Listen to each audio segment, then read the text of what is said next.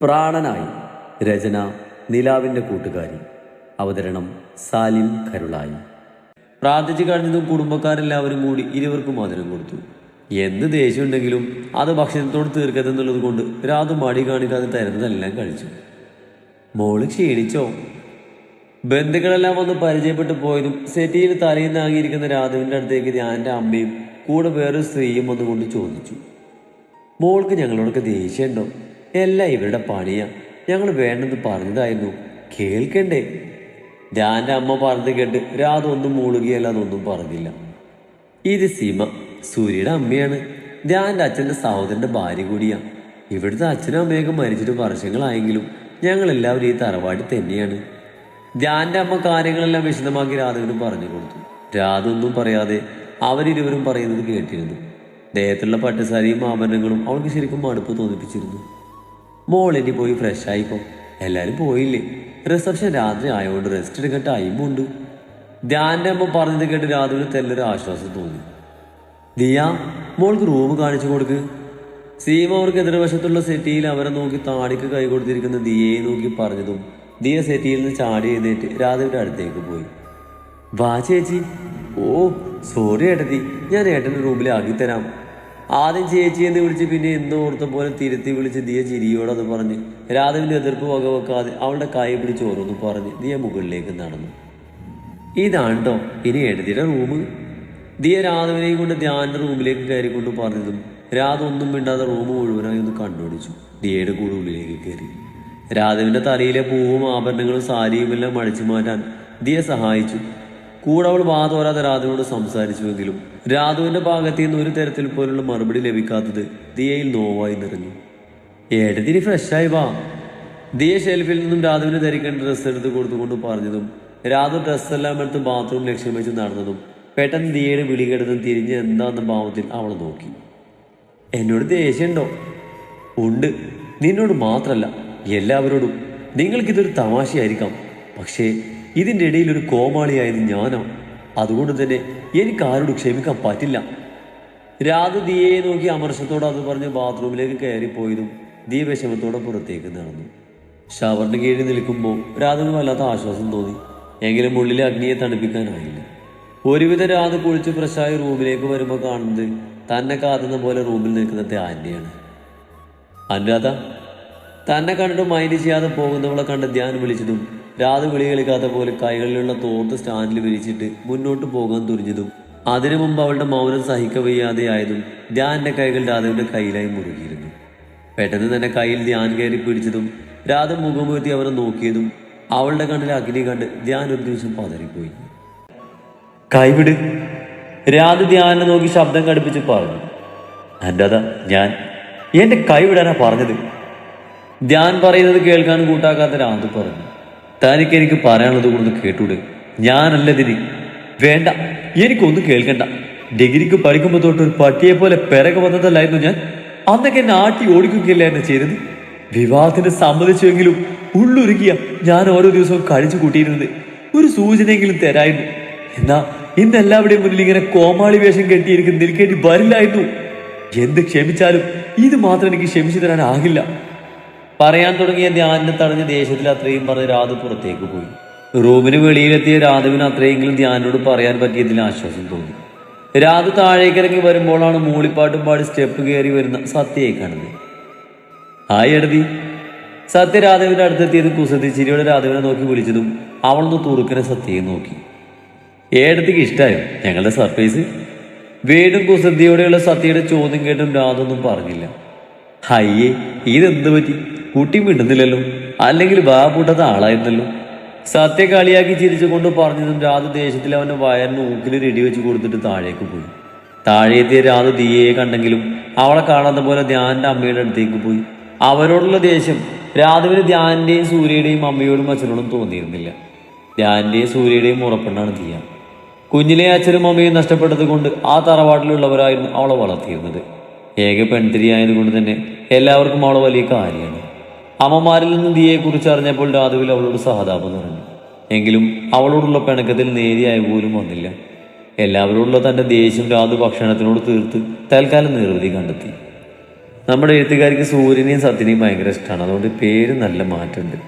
അപ്പോൾ അതൊന്ന് അഡ്ജസ്റ്റ് ചെയ്ത് വായിച്ചോളൂ. നമ്മളിങ്ങനെ കഥ വായിക്കുന്ന സമയത്ത് പലപ്പോഴും പേര് മാറിപ്പോകുന്നുണ്ട്, ക്ഷമിക്കുക. സത്യ തന്റെ റൂമിലേക്ക് പോകുന്നതിനിടയിൽ ധ്യാന്റെ റൂമിലേക്ക് പാളി നോക്കിയതും എന്തോ ആലോചിച്ച് നിൽക്കുന്നവനെ കണ്ട സത്യ എന്തോ ചിരിച്ചുകൊണ്ട് ധ്യാന്റെ അടുത്തേക്ക് നടന്നു. ഹലോ, ഫസ്റ്റ് നൈറ്റിനെ കുറിച്ച് ആലോചിക്കുകയാണോ? സത്യ ധ്യാന്റെ ചെവിക്കടുത്ത് പോയി കളിയായി ചോദിച്ചതും ധ്യാൻ വന്ന ദേശത്തിൽ സത്യയുടെ കഴുത്തിൽ കുത്തിപ്പിടിച്ചു. ഗട തേണ്ടി, എല്ലാത്തിനും നീ ഒറ്റൊരുത്തനാ കാരണം. അവന്റെ കോപ്പിലൊരു സർപ്രൈസ്. ആ യക്ഷി നീ കരുതും പോലെയല്ല. ഇവന്റെ ചോര കിട്ടി അവൾ ഊറ്റി കുടിക്കും. അത്രയ്ക്ക് ദേഷ്യം എന്നോട്. ധ്യാൻ സത്യയുടെ കഴുത്തിൽ അമർത്തി കൈകൾ അയച്ചുകൊണ്ട് പറഞ്ഞു. ഇങ്ങനെയൊക്കെ ആകുമെന്ന് ഞാൻ വിചാരിച്ചില്ല. സത്യ പല്ലടിച്ചുകൊണ്ട് പറഞ്ഞതും ധ്യാൻ അവനെ കണ്ണുരുട്ടി നോക്കി. ഞാൻ അപ്പോഴേ പറഞ്ഞതൊന്നും വേണ്ടെന്ന്.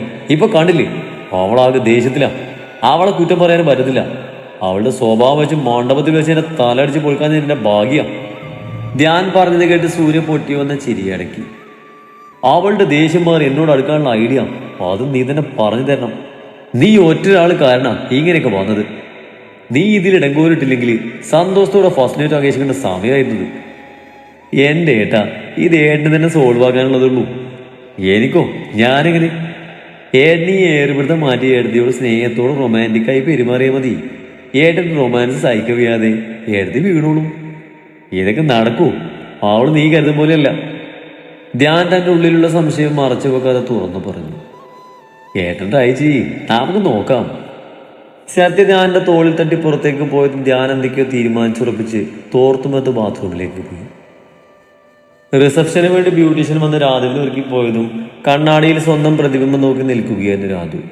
വൈൻ കളർ ബ്രൈഡ് ലെഹങ്കയായിരുന്നു രാധുവിന് വേഷം. അവളുടെ ഡ്രസ്സിന് മാച്ചാകുന്ന സ്യൂട്ട് തന്നെയായിരുന്നു ധ്യാൻ്റേത്. പെട്ടെന്നാണ് രാധുവിന്റെ മിഴികൾ തന്റെ പിന്നിൽ തന്നെ നോക്കി നിൽക്കുന്ന ധ്യാനിലെത്തിയത്. ധ്യാനിന്റെ മിഴികളെ പിന്തുടർന്ന് രാധുവിന്റെ കണ്ണുകൾ ചുരുങ്ങി. ടോപ്പ് ആയതുകൊണ്ട് തന്നെ അത്യാവശ്യം നന്നായി തന്നെ വയറ് കാണാം. ധ്യാന നോട്ടം അങ്ങോട്ടാണെന്ന് കരുതി രാധു വേഗം തുപ്പട്ട കൊണ്ട് വയറ് മറച്ചു പിടിച്ച് മിററിൽ കൂടി തന്നെ ധ്യാനം ദഹിച്ചു നോക്കി. ദൈവമേ, ഇവൾ എന്നെ തെറ്റിദ്ധരിച്ചു. രാധുവിന്റെ പ്രവൃത്തിയും നോട്ടവും കണ്ടതും ധ്യാൻ മനസ്സിൽ പറഞ്ഞ് മിററിലൂടെ കാണുന്ന രാധുവിന്റെ മുഖത്തേക്ക് തന്നെ നോക്കി നിന്നു. എന്താ? രാധു ഒന്ന് തിരിഞ്ഞ് ധ്യാനം നോക്കി പുരികം പൊക്കി ചോദിച്ചതും ധ്യാൻ അതൊന്നും ശ്രദ്ധിക്കാതെ പതിയെ രാധുവിന് നേരെ ചുവട് വെച്ചു. തന്റെ നേരെ വരുന്ന ധ്യാനിനെ കണ്ട് രാധു നെറ്റി ചുഴിച്ചു നോക്കി. അപ്പോഴേക്ക് ധ്യാൻ രാധുവിന് തൊട്ടു മുന്നിലെത്തിയതും രാധു മിറർ ടേബിളിലേക്ക് കൂടുതൽ ചേർന്ന് നിന്ന് പകപ്പോടെ ധ്യാനെ നോക്കിയതും ധ്യാൻ രാധുവിന്റെ ഇരു സൈഡിലുമായി കൈകൾ കൂത്തിയെന്ന് മുഖം കുനിച്ച് രാധുവിന്റെ കവിളിൽ തന്റെ ചുണ്ടുകൾ പതിപ്പിച്ചു. You are beautiful, I like it. രാധുവിന്റെ കവിളിൽ ചുണ്ടുകൾ പതിപ്പിച്ച് മൃദുവായ സ്വരത്തിൽ ധ്യാൻ പറഞ്ഞതും രാധു ധ്യാനെ പിടിച്ചു നോക്കി. പിന്നെ ബോധം വന്നതുപോലെ ധ്യാൻ നോക്കിൽ തള്ളി മാറ്റി. എന്റെ സമ്മതമല്ലാതെ ഇനി എങ്ങനെ എന്റെ ദേഹത്ത് തൊട്ടാം? അനുരാധ ശരിക്കും ആരാണ് നിങ്ങൾ അറിയും? രാധു ധ്യാൻ നേരെ വിരലിച്ചുകൊണ്ട് ദേഷ്യത്തിൽ പറഞ്ഞു. അനുരാധ സോറി, ഞാൻ പെട്ടെന്ന്. ധ്യാൻ പറഞ്ഞു തുടങ്ങുമ്പോഴാണ് ദിയ വാതിലും തുറന്ന് ഉള്ളിലേക്ക് കടന്നു വന്നത്. ഏട്ടൻ നല്ല ആളാ. ഏടത്തി വിളിക്കാനെന്ന് പറഞ്ഞ് വിട്ടിട്ട് ഇവിടെ തന്നെ നിൽക്കുവാണോ? അവിടെ എല്ലാവരും അന്വേഷിക്കുന്നുണ്ട്. അത്രയും പറഞ്ഞ് ദിയ രാധുവിന്റെ കൈ പിടിച്ച് താഴേക്ക് പോയി. ചെയ്തു പോയ അബദ്ധം ആലോചിച്ച് തലയും ചോർന്ന് ധ്യാൻ അവർക്ക് പിറകിയായി താഴേക്ക് പോയി. ദിയ രാധുവിനെയും ധ്യാനിന്റെ ഗാർഡനിൽ സെറ്റ് ചെയ്തിട്ടുള്ള സ്റ്റേജിൽ കൊണ്ട് നിർത്തി. തീരെ താല്പര്യമില്ലെങ്കിലും രാധു എല്ലാവർക്കും മുന്നിൽ ചിരി വരുത്തി നിന്നു. ഓരോരുത്തർ പരിചയപ്പെടാൻ വരുമ്പോൾ രാധുവിനെ കൂടുതൽ തന്നോട് ചേർത്ത് നിർത്തിയും ഫോട്ടോ എടുക്കുന്ന സമയത്ത് പല പോസിൽ രാധുവിനെ തന്നെ കൂടെ നിർത്തിയും തന്നെ കണ്ണുരുട്ടി പേടിപ്പിക്കുന്ന രാധുവിനെ കണ്ടില്ലെന്ന് നടിച്ച് ധ്യാൻ കിട്ടിയ അവസരം മുതലാക്കി. രാധുവിന്റെ അച്ഛൻ ധ്യാനിന്റെ അച്ഛൻ്റെ തോളിലൂടെ കൈയിട്ട് രാധുവിന്റെ അടുത്തേക്ക് വന്നതും രാധുവിനെ മുഖം വീർപ്പിച്ച് നോക്കി. മോളെ, ഇതാണ് ഞാൻ പറയുന്നത് എൻ്റെ ഒപ്പം പഠിച്ച് പോകും. സൂര്യ പറഞ്ഞതുകൊണ്ട് മാത്രമാണ് ഇവന്റെ മോനാണ് എൻ്റെ മോൾക്ക് കണ്ടുപിടിച്ച ചെക്കനെന്ന് മനഃപൂർവ്വം മറച്ചു വെച്ചത്. സോറി മോളെ, അച്ഛനോട് പിണങ്ങില്ലേ? രാധുവിനെ ചേർത്ത് പിടിച്ചുകൊണ്ട് അവളുടെ അച്ഛൻ പറഞ്ഞതും അവൾ നിറകണ്ണുകൊണ്ട് അയാൾ നോക്കി. എന്തിനാ എല്ലാവരും കൂടി എന്നോട് ഇങ്ങനെ ചെയ്തത്?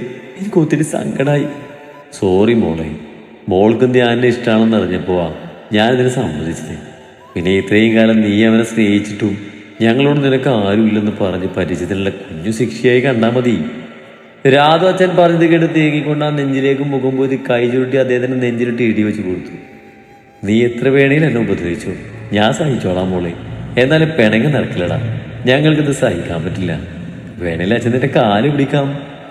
രാധുവിന്റെ അച്ഛൻ അവളെ നോക്കി സങ്കടത്തിൽ കണ്ണു നിറച്ച് പറഞ്ഞ് കാല് പിടിക്കാൻ കുനിയാനഞ്ഞതും രാധത്ത് തടഞ്ഞ് അവളുടെ അച്ഛനെ മുറുകെ കെട്ടിപ്പിടിച്ചു. എല്ലാവരുടെ മുന്നിൽ എന്നെ പൊട്ടത്തിയാക്കിയ ദേഷ്യത്തില ഞാൻ മിണ്ടാതെ നടന്നത്. അല്ല എൻ്റെ അച്ഛനും അമ്മയോടൊന്നും എനിക്ക് ദേഷ്യമല്ല. എനിക്ക് ദേഷ്യമുള്ളത് ഇതുപോലൊരു ഐഡിയ കണ്ടുപിടിച്ചവരടാ. അവസാനം രാധു പല്ല് കടിച്ച് പറഞ്ഞത് കേട്ട് രാധുവിൻ്റെ അച്ഛൻ ദയനീയതയോടെ ധ്യാനം നോക്കി. പിന്നെ അവനെ നോക്കി നന്നായി ചിരിച്ചു കാണിച്ചു. ഓളെന്തേലും കഴിച്ചോ? ഇത്തിരി മുമ്പ് ഉച്ചക്ക് ഒരു ബിരിയാണി കഴിച്ചിരുന്നു. ഇപ്പൊ വീണ്ടും വിശക്കുക. രാധു അച്ഛനെ നോക്കി ചുണ്ടു ചുളുക്കി വയറുഴിഞ്ഞുകൊണ്ട് പറഞ്ഞതും അവളുടെ അടുത്തിരുന്ന ധ്യാൻ 2 പ്ലേറ്റ് ബിരിയാണി തിന്നിട്ടും വിശക്കുന്നു എന്നും പറഞ്ഞ് അച്ഛൻ്റെ കൂടെ കഴിക്കാൻ പോകുന്നവളെ ഇതൊക്കെ എങ്ങോട്ട് പോകുന്നെന്ന രീതിയിൽ മിഴിച്ചു നോക്കി നിന്നു. പലതരത്തിലുള്ള ഫുഡ് കണ്ടതും രാധു തൽക്കാലം തൻ്റെ ഉള്ളിലുള്ള ധ്യാനോട് സൂര്യയോടുള്ള പക അടക്കി നിർത്തി ഫുഡിൽ കോൺസെൻട്രേറ്റ് ചെയ്തു. തങ്ങളോടുള്ള ദേഷ്യം ഭക്ഷണത്തിൽ തീർക്കുന്ന രാധവിനെ കണ്ട് ധ്യാനിനി അങ്ങോട്ട് തനിക്ക് വരാനുള്ളതിനെ കുറിച്ച് ഏകദേശം ധാരണ കിട്ടിയിരുന്നു.